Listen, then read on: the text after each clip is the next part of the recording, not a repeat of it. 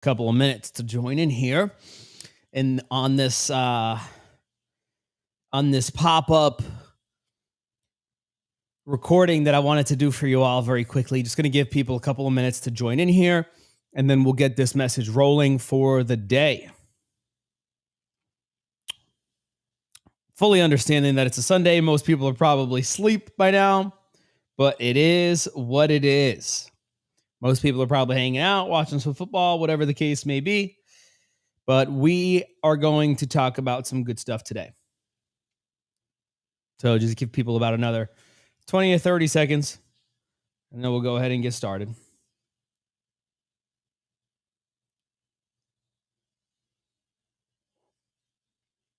All right. In this video, I want to talk about what truly motivates a man. Now, when I say a man, what I don't mean is literally a man.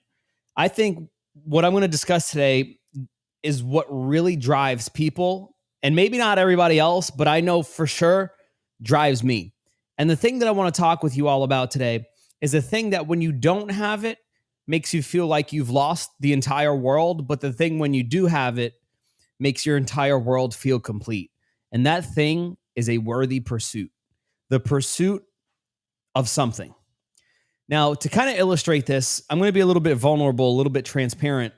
Over the past year, there's been a bunch of times where I felt like I was in a rut. Have you ever felt like you were just going through the motions in life? And as I was kind of going through the rut, what I began doing was reflecting back on a time in my life when things were just clicking on all cylinders. You know what I mean? Like when you just couldn't lose, when you just felt on fire, when you just felt purposeful, when you just felt really good about who you are. And as I was really thinking about that, I was thinking, man, what's so different about back then versus now? And for me, that time in my life was college, when things were just, man, on all cylinders, crushing it. Like I accomplished stuff in college that nobody in the history of mankind has accomplished. And I don't say that to brag. I say that because what I once thought would make me happy no longer makes me happy. See, for so long, I thought that the accomplishment of the goal was the thing that would really drive me.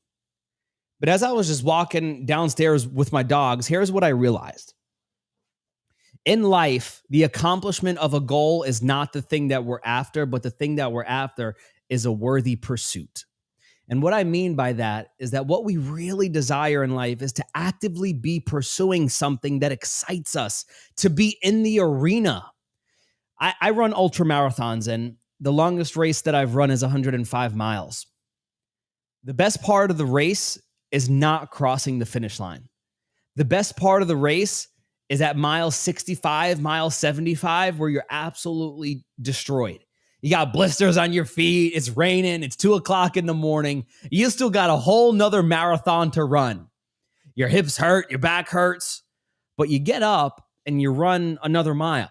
And then you run another mile. And then you run another mile. And then finally, you cross the finish line. And it feels good. But after you get done with a long race, 105 miles, which, 0.00001% of the entire Earth's population have done, when you cross the finish line, you have to ask yourself the question of what's next.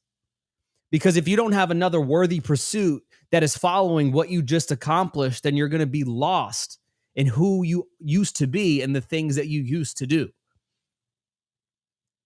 And as I reflect now, it's crazy because the things that we don't understand when we're going through them oftentimes become the things that we wish we had in our present moment. What I mean by that is when you're going through a 105-mile race and you're running 105 miles during it, when you're in all of the pain, you're saying, I wish this pain wasn't here. But when you're done with the race and now you no longer have that pursuit, you no longer have that mission in your life, the thing that you're really missing is the pursuit that you once denied, or the pursuit that you once avoided.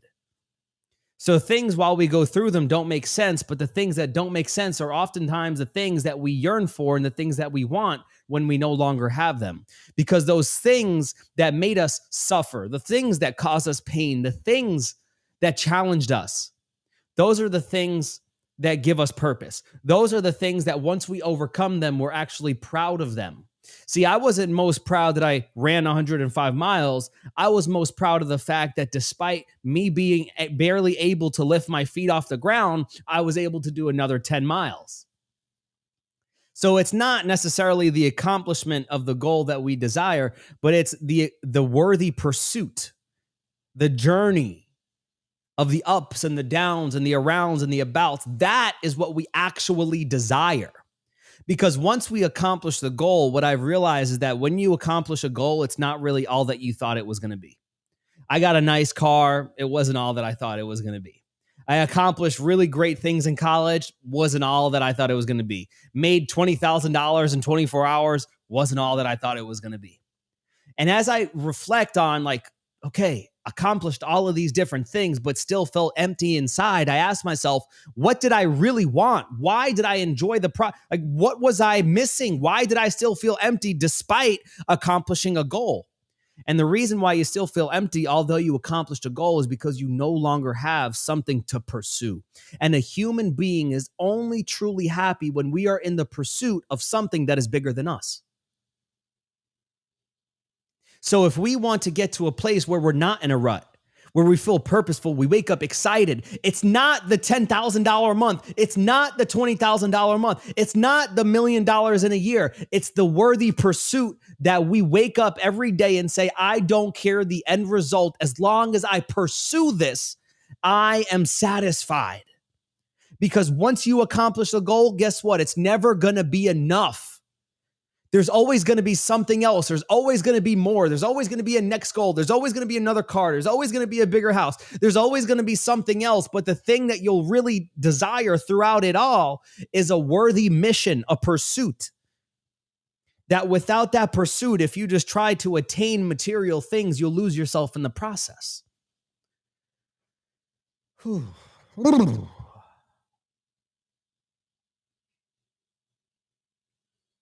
The pursuit of something bigger than you will enable you to find yourself.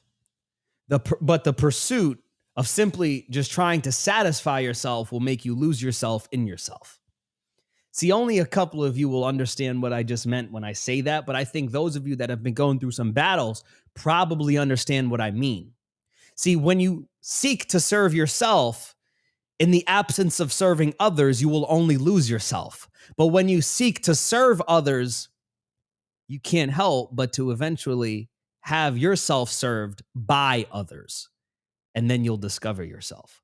It's like what Zig Ziglar said. He says, if you help enough people in life get what they want, eventually you will get what you want. But so many times we focus on ourselves and the avoidance of others that we lose ourselves in ourselves without understanding that what we really desire is a worthy purpose, is a mission. And what I need you to understand, and this has been probably the biggest breakthrough in the past year for me, is that for so long I thought that I had to be crystal clear on what my life's purpose was. What is my life purpose? But what I understood was that instead of trying to define my big life purpose, what can be super overwhelming, Dr. Benjamin Hardy helped me realize that instead of trying to define your big life purpose, create a contextual purpose. In other words, for where you are in your life right now, what could that purpose be for you? So rather than being caught up in what is my big life purpose, ask yourself the question, what is my purpose right now? Because what eventually happens is as you pursue your goals and your dreams in life, in the beginning, the road will look very foggy. It will be dark outside. There will be clouds. You won't be able to see the road. But eventually, as you take one step and then you take another step and you take another step and you do it and you act on those ideas that are implanted in your mind by God, eventually the road will become less foggy and will become more clear. And what was once daytime or nighttime rather will become daytime. What was once dark will become light.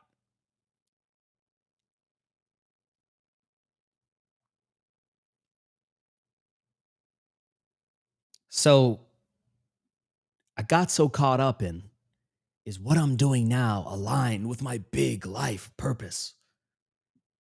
And it crippled me. But once I started understanding that I'm 25 years old, insert your age, whatever it is, how can I possibly know my big life purpose at 25 or 35 or 45 or 55? You'll never know your true life purpose. But what you can do is optimize for the present. Optimize for where you are in life right now.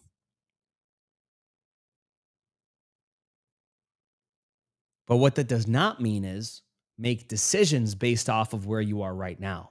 Because what a lot of us do is we allow who we've been all of our life to determine who will be the rest of our life.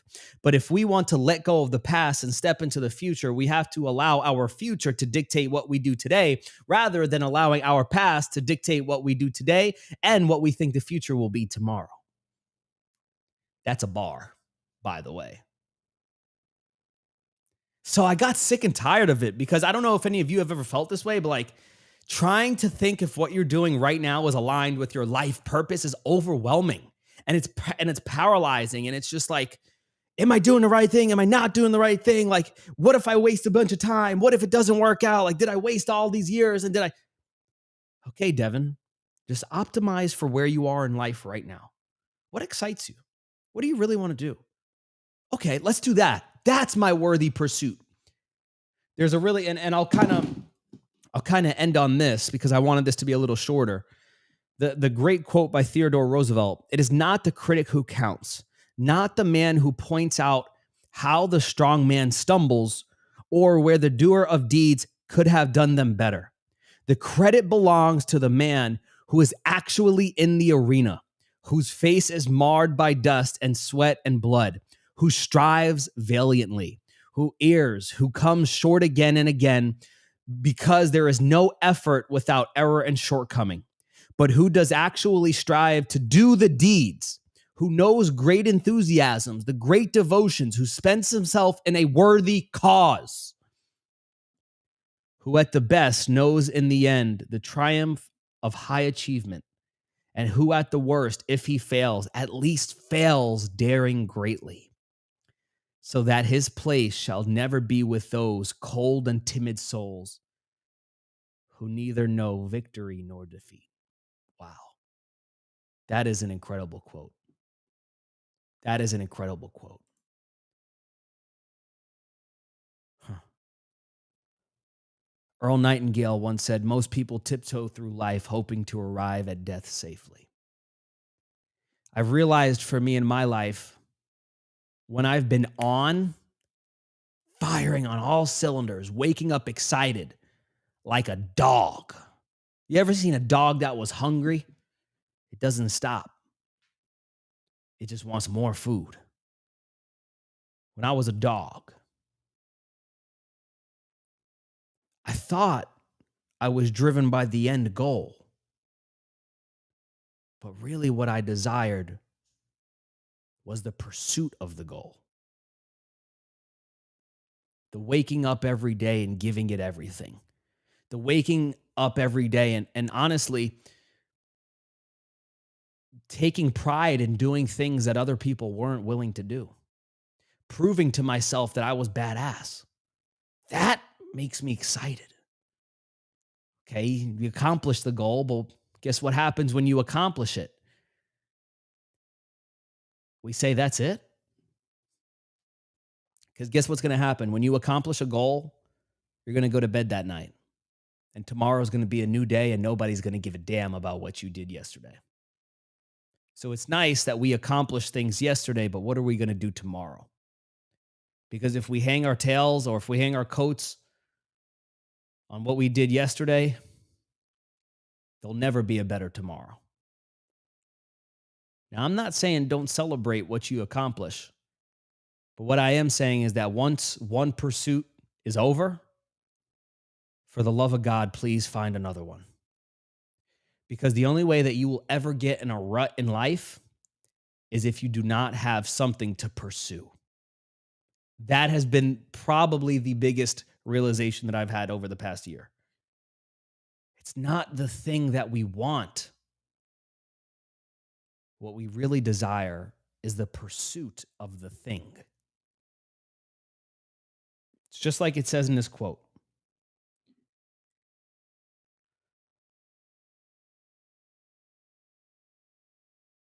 It says, who does actually strive to do the deeds? Who knows great enthusiasms, the great devotion, who spends himself in a worthy cause? The worthy cause doesn't have to be something massive. Doesn't have to be this big life purpose. The worthy cause is simply what you're pursuing right now. So make up your mind. What do I want to pursue? Because what's actually funny is that whatever you pursue will pursue you. They say coincidence is God's way of staying anonymous. Emerson once said that once you make a decision, the universe will conspire to make it happen for you. God will place people in your life, situations, things will happen that when you're in them doesn't make sense, but when you get to where you want to go, you'll look back and say, that's why that happened. But we need to make a decision that we're not just chasing a number. We're not just chasing $50,000 a month. Because guess what happens when you get to 50? You're going to want 100. And guess what happens to when you get to 100? You're going to want a million. And guess what happens when you get to a million? You're going to want 5 million. There's always another level to the game. And if we just focus on getting to the next level in the game, we will never be satisfied with ourselves because there's infinite levels to the game. See, the problem is a lot of us want a 10K month without realizing that Jeff Bezos is doing millions and millions and hundreds of millions a day. So what that tells me is that there's a big difference between 10K and millions a day, and there's a big gap in between. So if we just try to get to the next level financially, we'll always be in search for more. But if we're just in the game for the pursuit, and we let go of control of the end result, and we say, I'm just going to show up just for the sake of having a noble cause in my life, imagine how much more exciting life would be. That you're able to go to bed at night, put your head on your pillow and say, I'm proud of what I did today. I might not have gotten the result. I might not have made the money, but I pursued. I woke up and I pursued. And I think when we live life that way, we can go to bed at night and feel proud. And to be honest, I think that's all we really want. To go to bed and feel good about the person that we are. Anytime in my life that I haven't felt confident, anytime in my life that I've doubted myself, anytime in life that I felt stagnant, frustrated, in a rut, it's because I wasn't pursuing something. So really my question is, what are you pursuing? It's a question only you can answer. With that being said, I'll end this on two words. Watch me.